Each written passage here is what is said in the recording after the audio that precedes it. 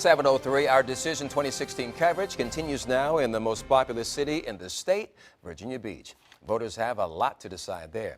In addition to the presidential election, they're also voting on the mayoral race and the light rail referendum. Our Lex Gray joins us now from the resort city with a look at the lines that have been there for a little while. Lex? Oh, yeah, Don, we've been here for about 3 hours now, and the line has grown steadily. It started with just a few people at the front, but since probably about 5:30 this morning, it's been wrapped all the way around the building, and it has remained that way all morning long. Let me step out of the way so you can see the line outside. As you can see, most of the people here are all bundled up and ready for this long wait. We can also show you video from inside. One of the women who voted here earlier this morning described it well. She said it's like an amusement park where you just keep winding around and around and around. Her husband was the 4th person in line here this morning. I've talked to a lot of people who said they got here early because of kind of horror stories of how long they had to wait in line in the past. One man told me he waited 5 hours in the last general election.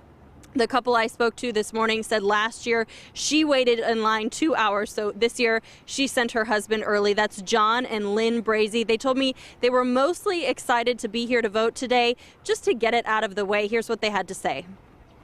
It's been rough on both parties, and we're just ready for it to be done and the results in, and it's a brand new day tomorrow. But there's still a lot more ahead today, especially here this morning. This is one of the busiest voting times, of course, so we are monitoring polling places around the area. We'll bring you updates on long lines and any issues that we see out there this morning. Live in Virginia Beach, Lex Gray, 10 on your side. We're back at 7:14. Chopper 10 flying over polling places this morning. Now, in that particular shot, not a lot of action, but as we widen out, you'll see what's happening at Windsor Oaks Elementary School in Virginia Beach. This is if you only Chopper 10 can give you. That site has been busy all morning. There was a line wrapped around the building earlier today. A lot of action there now as folks continue to vote. We will keep our eye on the polling places and stay with us throughout the day. Our Decision 2016 coverage continues now on the peninsula. 10 News side's Rico Bush live in Newport News. He's at the Watkins Early Childhood Center on Burns Drive, just off of Harpersville and J. Clyde. Rico, good morning.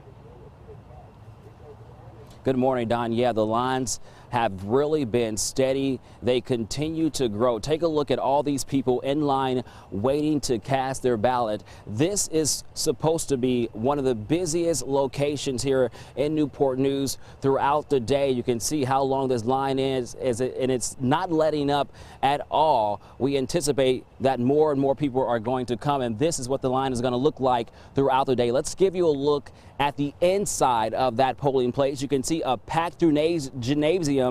People are really snaking through that line until they reach those machines, and voters are deciding on several state and local races here in Newport News. Now, the line is moving pretty quickly on the inside and the outside. We talked to a first-time voter. He said he just had to get out and vote. He has never voted in a presidential election, and he said he's pretty excited about this one. We also talked to some other voters who say they are excited, but some other people we talked to say they're not really enthusiastic about any of these candidates. They say they are holding their nose just to vote, and they just want all of this over with. Back out here live, you can see again this really long line, and like we said, it's not letting up at all. This parking lot to our left here, it is packed with cars.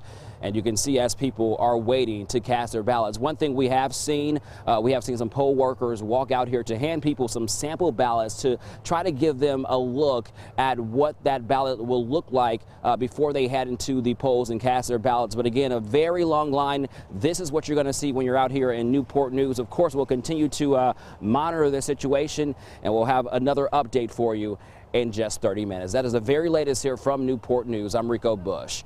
Done, back to you. All right, Rico, thank you very much. A very busy site there at Magruder Early Childhood Learning Center in Newport News.